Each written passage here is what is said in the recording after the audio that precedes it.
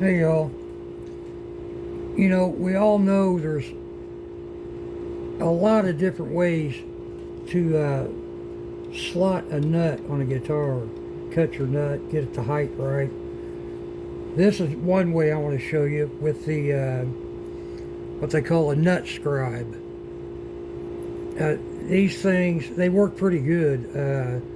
They're not the end to beat all ends, but they'll get you close. And like I said, on everything I do, whether it's cutting, drilling, sanding, whatever, I try to err on the side of not doing it enough, because it's a lot easier to take more material away than to add material. It can be done, but it's hard. But anyway, this thing, you have to shop around. I bought this on AliExpress for 23 bucks.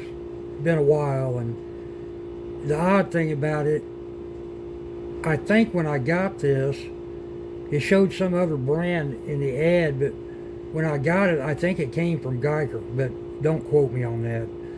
But anyway, it comes with a little pack of pencil lead, and depending on how many nuts you're planning on doing, this should last you quite a long time, because you just use a short piece of it. And what I do, I put the lid in, and then I'll lay a piece of sandpaper out on a flat area, turn this upside down and sand this so that it's flat here. It comes to a point, and actually you could probably sand both sides of it. Yeah, you should. But anyway, this neck here is that bass neck, and this is just a plastic nut I set in there because it fits. This is not going to be the nut for this guitar, and these measurements I'll be using are not the correct measurements. I'm just pulling them out of the air to show you how to use this thing. But what you do, it's got this little set screw here that holds your pencil lid in. And it's got these two. This is a set screw, and this is an adjustment screw. But loosen this up, and pick the measurement that you're going to have for the deepest cut on your nut. In this case, I think that this is a 0.30 millimeter. I just pulled that out of the air. But you want to put this on a flat area. It has to be flat. And get this down to that measurement, which I'm not.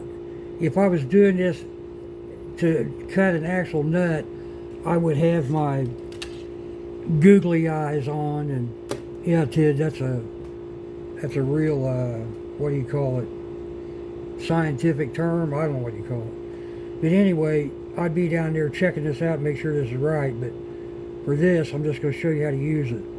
So you get your measurement set there. You'll tighten this set screw down. Get that tight so it doesn't move. Then you'll set it up here. This goes across.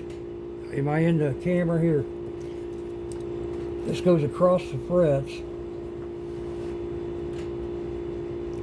like this, and you'll just make a line across your nut there, like so. Then you'll want to give this a couple turns, just maybe 2 turns, and make another line. And this line will be above your first line. And actually, I didn't do a very good job marking that, but what it should show is your first line is how deep you're going to cut it. Your second line is how much you're going to take off the top of this nut to get it the right height.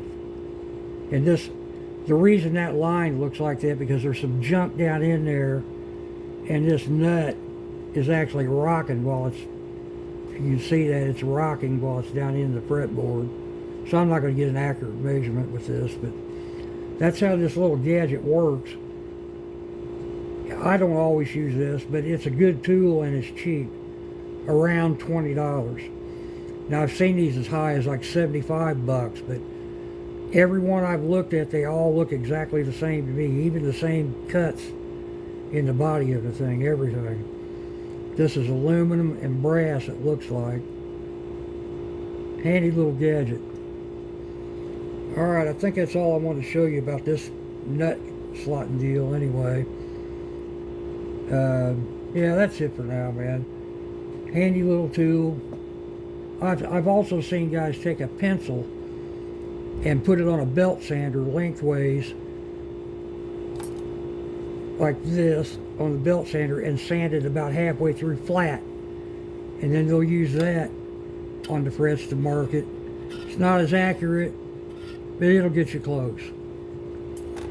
Alright, y'all take care. I'll see you here down the road.